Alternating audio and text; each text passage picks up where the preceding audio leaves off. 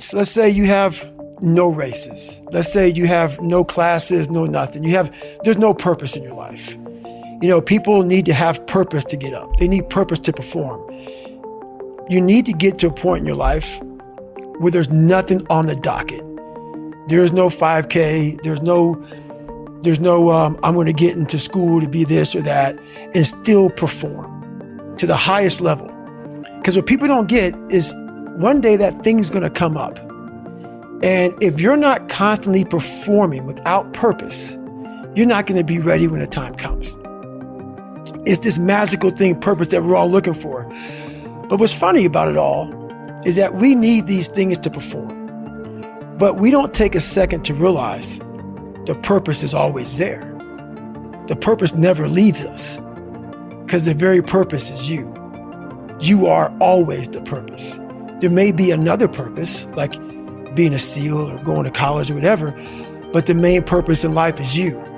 So if you wake up in the morning and you don't want to do something, you don't care enough about yourself. And that's what you need to really research is, man, why am I not doing this for myself? Because that is the number one purpose in life, is to better oneself. So that's the only purpose I fucking need. So the reason I get up every day, even though there's no race or there's no school, or there's nothing in front of me, is because I have pride in myself. Because I know every mother ain't gonna do what I'm gonna do. So this is how you level up. That's how you level up. I know there's a whole bunch of people with that right there. That fires me up.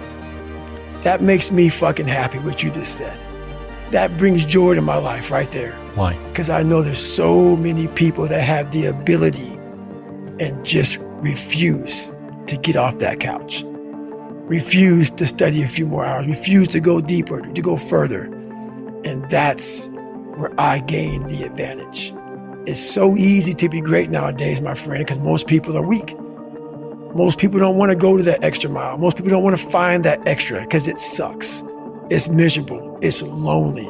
You talk about that you were kind of, lonely by yourself. I was the same way.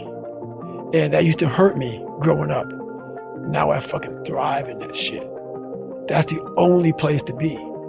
A lot of people, wonder, how did you become this? How did you become so vulnerable? How are you doing a podcast now when you were this kid? You overcame things.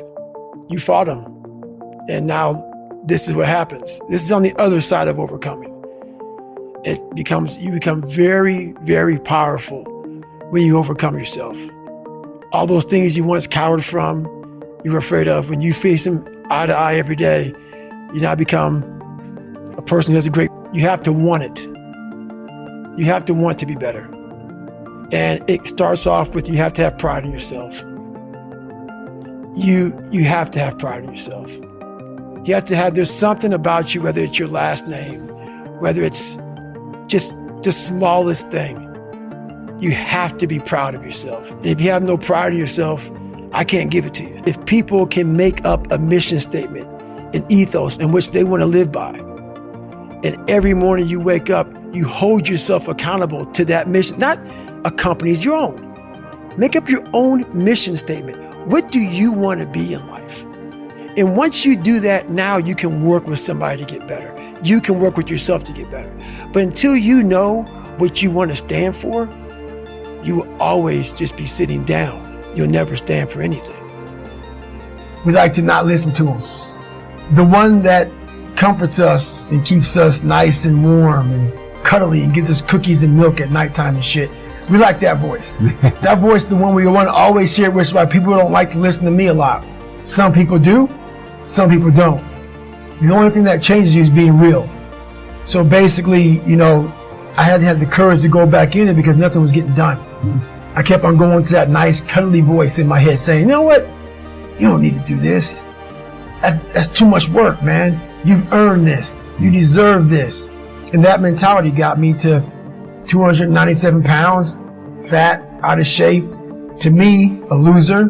To me, making $1,000 a month and making a ton of mistakes. Because mistakes happen on the easy side of life.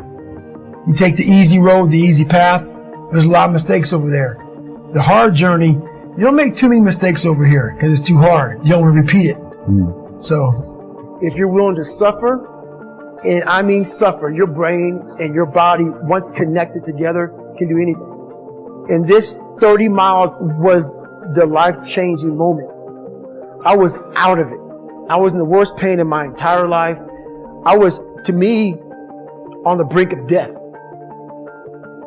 And I was able to chunk this 30 damn miles into small pieces. I was so driven, and I'm not going to say motivated because motivation's crap. Motivation comes and goes. When you're driven, whatever's in front of you will get destroyed. So I sat in this chair and I was so driven to succeed in this race. And at this time, everybody goes, were you thinking about the guys that died? And I'm not going to lie to you, I wasn't. This became a personal thing. This became me against this race, me against the kids that called me nigger, me against me. It just became something that I took so violently personal. And I broke this thing down into small pieces. I said, okay, I got to get nutrition. I got to be able to stand up before I can get off this curb and get off this chair and be able to go 30 miles. So I went through all these small steps and I was able to stand up. And then from standing up, I was literally walking around with my wife at the time. And she goes, you're not going to make the time. She goes, you're walking like 30-some minute miles. I got to mile 81. And the second she said that I'm not going to make the time, I ran the last 19 miles. Whenever I watched TV, I had to be doing something. So I was riding the bike. I rode a bike a lot to lose the first initial kind of weight because my bones were just hurting so bad. My body was just broken. And I learned to get over that also. And I tried to swim a lot. I wasn't a great swimmer, but putting fins on kind of equalized my body. I wasn't so negative buoyant. So I started finning a whole bunch. And I spent hours in the pool, trying to get more and more comfortable. Not because I was going underwater. I was so scared of the water that I had to live in the water. I had to become one with the water. So going to the pool used to scare me. So I went to the pool an awful lot. And then the bike got easier. I was able to run more. I went from like 1 mile. 1 mile was a great accomplishment.